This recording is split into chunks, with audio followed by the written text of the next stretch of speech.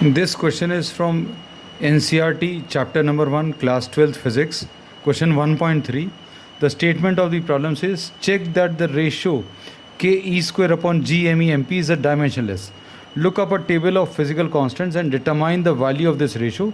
What does this ratio signify?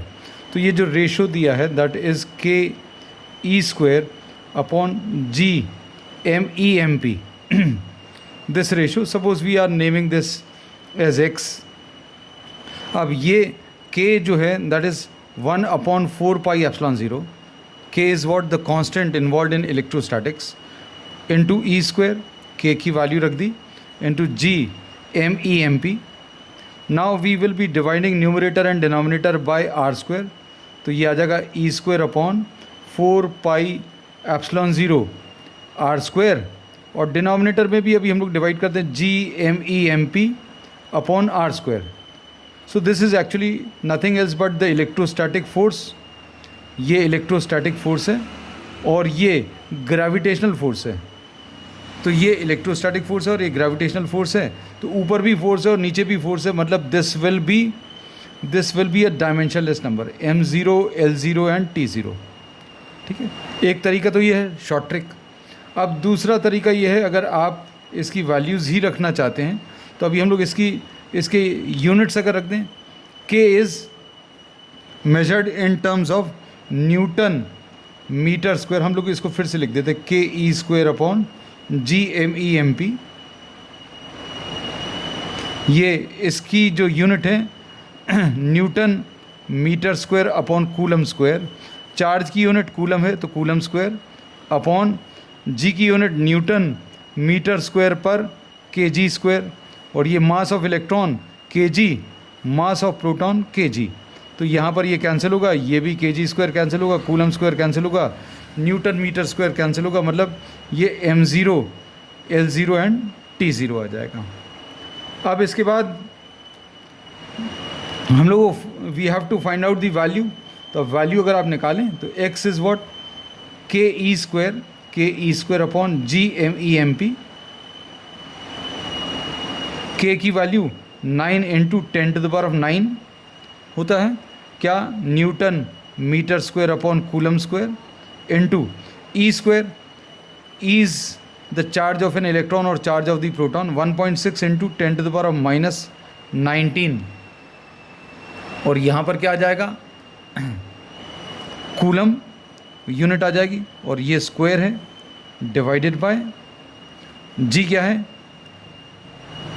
Ji is 6.67 into 10⁻⁻11. Mass of electron is 9.1 into 10⁻⁻31 into mass of the proton. Mass of the proton कितना है, this is 1.6 into 10⁻⁻27. ठीक.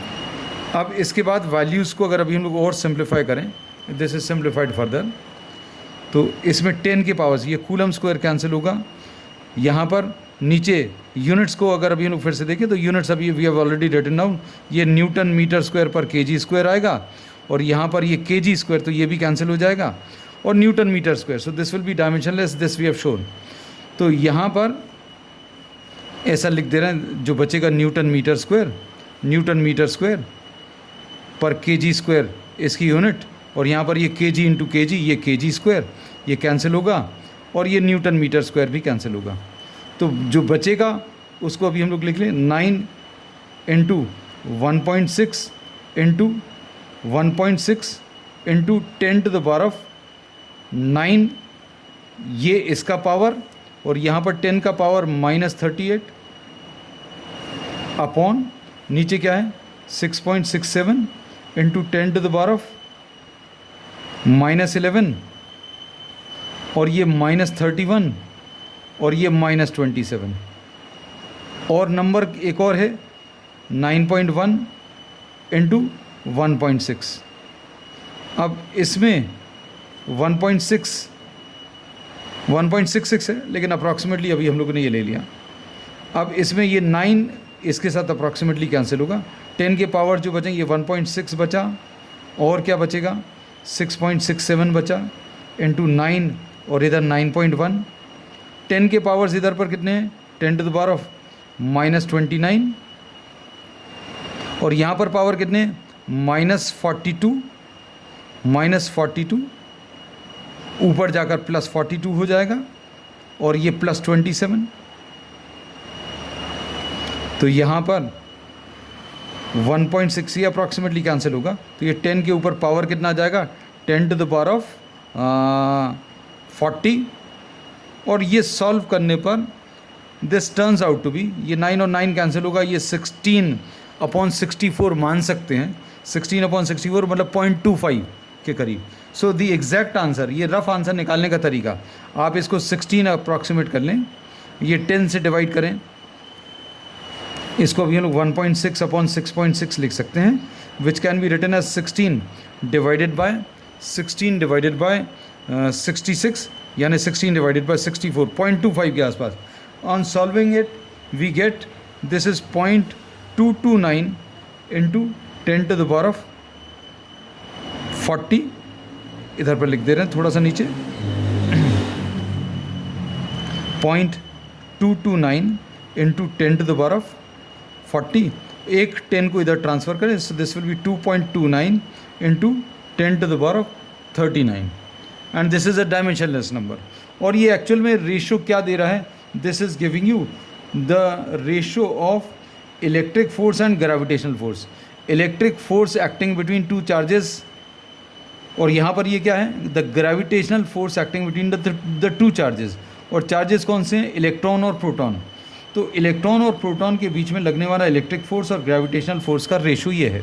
तो इससे ये अभी हम लोग को पता चलता है कि Fe is very very large as compare to Fg। तो इन्होंने लास्ट में यही पूछा है, what does the ratio signify. Ratio ये सिग्निफाई करता है कि the electrostatic force between the electron and proton is very large as compare to the gravitational force.